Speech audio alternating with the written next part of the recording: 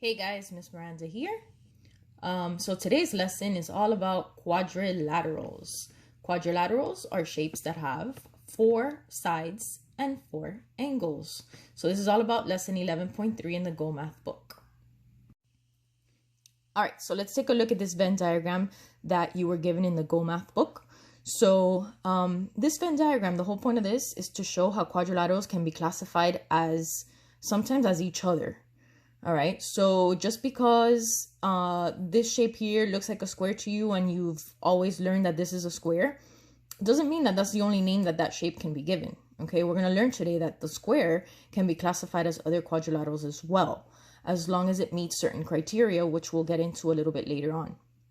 All right, so I want to show you how you read this model here. However, we're not going to use this model in today's lesson because I'm going to show you a very easy way to classify quadrilaterals today. Okay, so basically anything that you see in here in this box is considered to be a quadrilateral.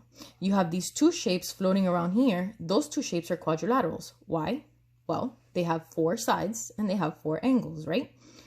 So when we get in here into the trapezoid bubble, anything that you see in this trapezoid bubble, which includes everything here in the middle, all of these shapes are considered trapezoids. Okay, when we get into the parallelogram bubble, everything inside of the parallelogram bubble is considered to be a parallelogram. What does that mean? Well, if we look at the rhombus is part of this parallelogram bubble. The rhombus is also a part of this big trapezoid bubble. And the rhombus is also a part of quadrilaterals, right? Because it's all inside of here. So basically, a rhombus can be classified as a rhombus, a parallelogram, a trapezoid, and a quadrilateral. Look how many names a rhombus has. A rectangle is kind of in the same category as a rhombus. A rectangle can be classified as a rectangle, as a parallelogram, as a trapezoid, and as a quadrilateral. Now this special guy right here, the square, as you can see, he's inside of the similarities between rhombuses and rectangles. So that means that the square can be classified, listen here, it can be classified as a rhombus, as a rectangle, as a parallelogram, as a trapezoid, as a quadrilateral, and of course, as a square. So a square can be classified as every single quadrilateral that you see here. All right. So this is just so that you understand what this Venn diagram kind of represents. But trust me, I have a much easier way for you. All right. So this first type of quadrilateral we're going to look at here is called a general quadrilateral. And basically, all of your quadrilaterals are going to fall into this category. Why? Because a general quadrilateral has 4 sides and 4 angles. Very simple. The next quadrilateral we're going to look at is the trapezoid. And a trapezoid is a quadrilateral with at least 1 pair of blank sides. And that blank is parallel sides. All right. So if we look at our trapezoids that we have in this picture, this side here and this side up here are parallel to each other. Just a reminder of parallel lines. Parallel lines keep going on and on forever, and they're never, ever, ever going to touch or to meet or intersect. Okay, so this top part of the trapezoid and this bottom part of the trapezoid are parallel to each other. So it does have at least 1 pair. That's 1 pair. Now, if I look at these 2 sides, if these go on and on and on forever, those will never touch. But if these go on and on and on and on forever, those lines eventually will intersect. So this trapezoid we have right here has exactly 1 pair of parallel sides. Now, this one that we have here, the top and bottom for this one, not really, right? At some point, this and this are going to intersect. However, if I look at the sides, these 2 lines here will go on and on forever and never intersect. So those 2 are parallel to each other. All right, so trapezoid has to have at least 1 pair of parallel sides. When we look at the parallelogram, it says a parallelogram is a quadrilateral with opposite blank that are blank and parallel. So opposite, opposite what? Opposite sides.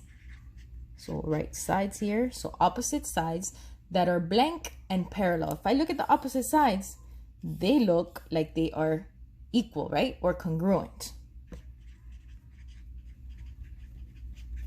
All right, so just that, so we have a better view of what that looks like.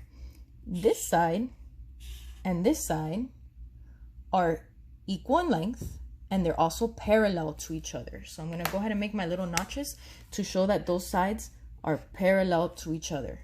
All right, and if I look at the top and bottom of my parallelogram, those sides are also congruent to each other. They're the same size and they are parallel to each other. So the parallelogram actually has how many pairs of parallel sides? That's right, 2 pairs of parallel sides. All right, our next quadrilateral is the rhombus. And the rhombus, it says here, rhombus is a special parallelogram. It doesn't say quadrilateral. Why is that? Well, every other quadrilateral we're going to talk about, so rhombus, rectangle, and square, they all follow the same classification as parallelogram. Okay, so they fall under the parallelogram category. Okay, and if you recall, the parallelogram had opposite sides that were equal, and in this case, opposite sides are congruent, right? And if we look at these opposite sides, they're also congruent to each other. They're the same size, right? And they are parallel to each other. So I'm going to go ahead and do our little notches showing that these sides are parallel to each other. All right. And it says a rhombus is a special parallelogram with blank congruent sides. How many congruent sides does this rhombus have? Well, rhombus has to have all sides equal. Okay, all of them. So that means it's going to have 4 congruent sides. All right.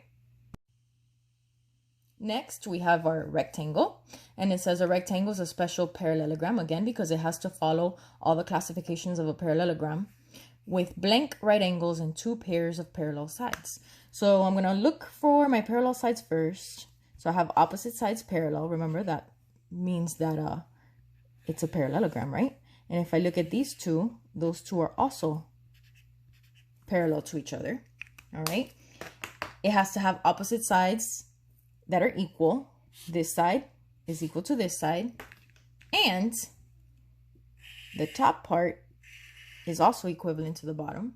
Okay, and it says it's a special parallelogram with blank right angles. So if I look at the corners of this rectangle, all of these corners form what type of angle? Right angles, right?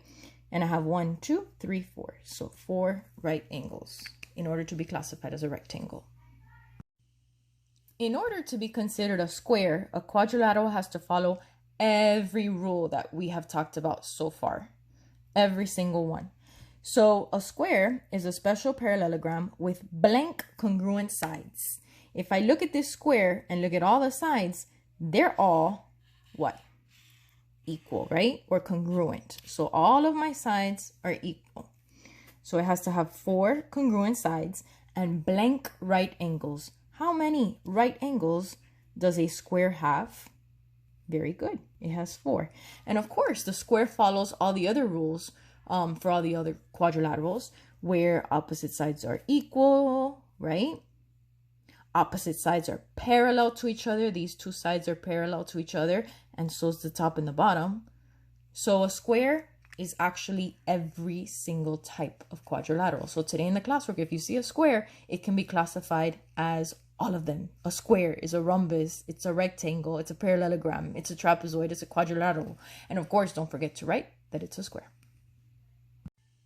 All right, so as promised, I have a little mnemonic device that if you can remember, it's going to help you tons when it comes to classifying quadrilaterals, because classifying quadrilaterals can get a little confusing.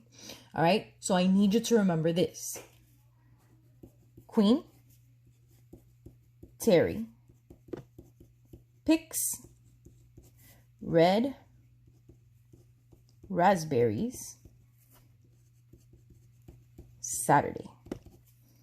All right, if you can remember this, it's going to help you today in the classwork. Trust me. So every red letter that you see here stands for a different quadrilateral. So you have quadrilateral, trapezoid, parallelogram, rhombus, and rectangle. And of course, you have your square. All right, and I'm going to show you next how I use this little mnemonic device to really simplify the way that classifying quadrilaterals is going to get done. Here we go. You ready? All right, so here's our mnemonic device. If you recall, Queen, Terry, picks, red, raspberries, Saturday. So we're going to use this to answer this question here. This is very similar to what you're going to see in the classwork today. So the question says, list all the possible names for this figure. So I want you to look at this, and that figure looks exactly like one of these here. What does that figure look exactly like? Correct. It looks just like a parallelogram, right? So basically, what you're going to do is the names for this figure are going to be starting at parallelogram and everything above it. So that means that this figure can be classified as parallelogram, trapezoid,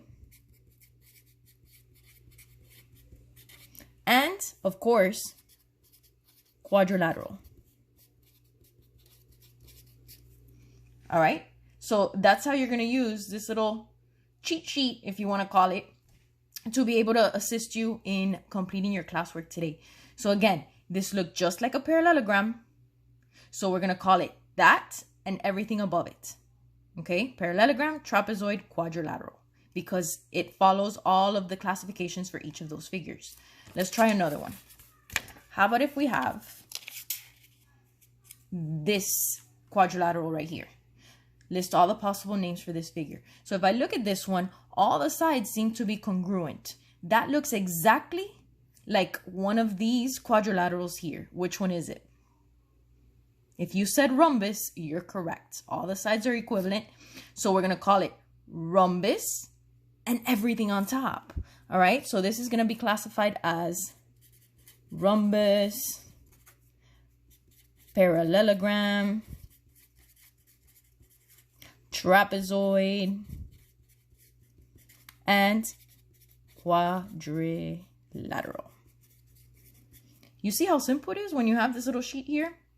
And you don't have to be dissecting like through that Venn diagram that looked a little bit too complicated. So basically, if you had a square, let's say, if they gave you a square up here and they ask you list all the possible names for this figure, a square can be classified as everything. Why? Because everything is above the square. A square can be a square, a rectangle, a rhombus, a parallelogram, a trapezoid, a quadrilateral. Let's try another one. All right, so this one says, let me lower it here. All right. This one says, I am a quadrilateral with 4 right angles. Okay, so it's got 4 right angles. That means that I'm only going to be looking at square and the rectangle because those are the 2 that have right angles. Okay, but my sides are not congruent. So the sides are not all equal. What type of quadrilateral am I? So again, it's between the square and the rectangle. However, the square has all sides equal. And in this here, in this explanation here, it's telling me that not all the sides in this shape are equal. So that means that our answer is going to be rectangle. Very good. See how simple? And let's try one more. All right, let's see. There we go. It says, I am a figure with 4 sides. I can be placed in the following categories. So it can be classified as quadrilateral, as a trapezoid, as a rhombus, and as a square. What figure matches my description?